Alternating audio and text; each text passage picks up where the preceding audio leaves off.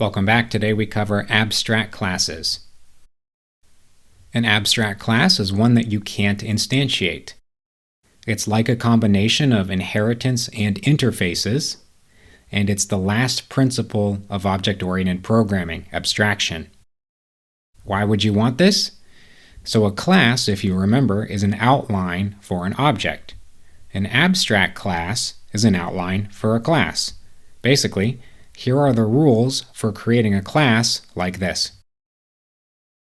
The example today is an outline for a payment system. Now we're not going to actually do the payment system, just the skeleton.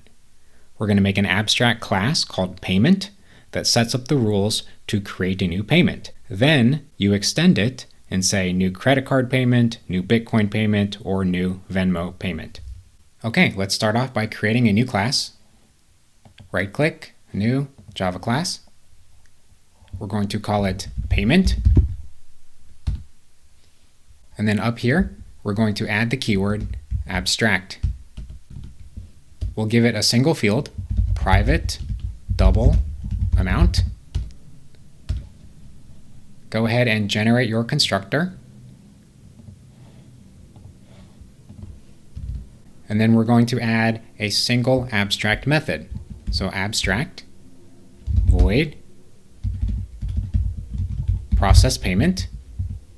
This should look a lot like an interface. And then we'll do a single void print receipt.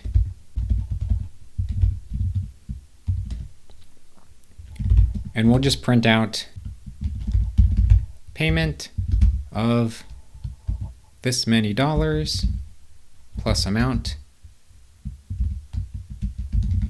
completed. So this is an abstract method, which means it has to be overridden by the subclass. This one is not, so this one is baked in. Now if we go back to main.java, payment equals new payment, you can see we get a red squiggle. And IntelliJ is saying payment is abstract, it cannot be instantiated, which is exactly what we expected. So now let's go ahead and create another class, new Java class, credit card payment. It extends payment. When you do this, you get the red squiggle, and it says you must implement the methods. So go ahead and click this. So you have to implement your process payment. This is a lot like an interface. We still have a red squiggle. So it says there is no constructor available in payment. So create a constructor matching super. And we get our constructor and it calls the super constructor. So this is a lot like inheritance. I'm going to go ahead and just put a print line statement in our process payment. Your credit card was charged. And then in our credit card payment class, I'll just add one more field. Private string credit card number. And then of course I'll pass it in here.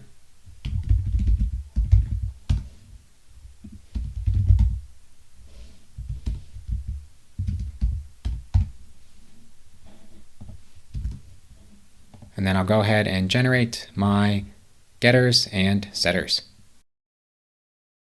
Okay, so at this point, we're done. I'm going to go back to main.java. And instead of a new payment, I'm going to say credit card payment is equal to new credit card payment. Of course, we have to pass in some data, so we need the amount. We'll say 420.69. And our credit card number is 1234. At this point, I can run some methods. So credit card payment dot process payment, and then credit card payment dot print receipt. If I run this, of course, we'll see your credit card was charged and our payment was completed. So how would this work in real life? The way I interpret this is you have a senior developer creates the abstract class and then has the junior developer go and implement all of the code.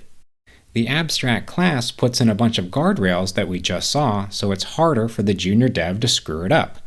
It reminds you to call super, it reminds you to implement the methods, and it even prevents you from instantiating a payment object. So here's an overly simplistic view of juniors versus senior developers. Juniors are just focused on how do I get the code to even work in the first place. But then senior developers are thinking one step above that, which is how do I prevent others from screwing up? How do I put guardrails in for them? We have now covered all 4 principles of object-oriented programming. Encapsulation, that's your getters and setters and access modifiers. Inheritance, that's your extends keyword. Polymorphism, that's your override keyword. And abstraction, which we just covered now, that is the abstract keyword, and it's a model for a class. The reason we keep going over the 4 principles of object-oriented programming is because they will probably ask you this in an interview. I was asked this in my first interview. And as always, do the homework. Good luck.